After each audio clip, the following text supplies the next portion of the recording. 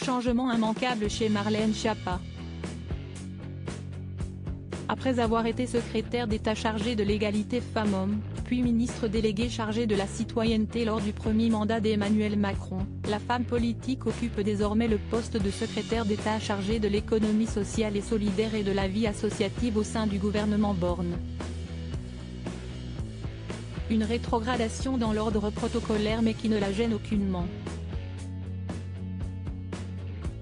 Dans un article de nos confrères du Monde publié ce jeudi 22 décembre, celle qui a récemment fêté ses 40 ans a reconnu avoir cru que son temps au gouvernement était révolu après la réélection d'Emmanuel Macron, se préparant même à quitter la vie politique. Mais plusieurs appels d'Emmanuel Macron, d'Elisabeth Borne et d'Alexis Keller pour lui proposer un poste au sein du nouveau gouvernement la surprennent autant qu'ils l'enchantent. La femme de Cédric Bruguière accepte alors cette proposition, et depuis, elle s'éclate comme l'a confié son mari auprès des journalistes du Monde.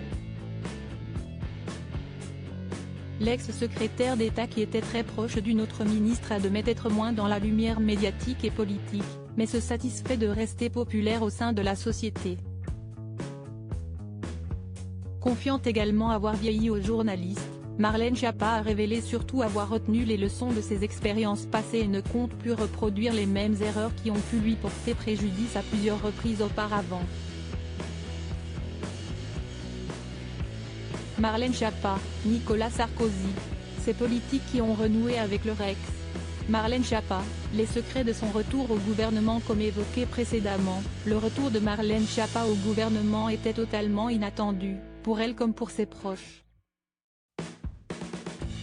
Auprès de nos journalistes, la femme politique avait même révélé n'avoir raconté à personne son retour au sein des hautes sphères, laissant la surprise à ses proches de le découvrir en direct à la télévision. « Je sais bien garder les secrets. Je dévoile ce que je veux et quand je le veux.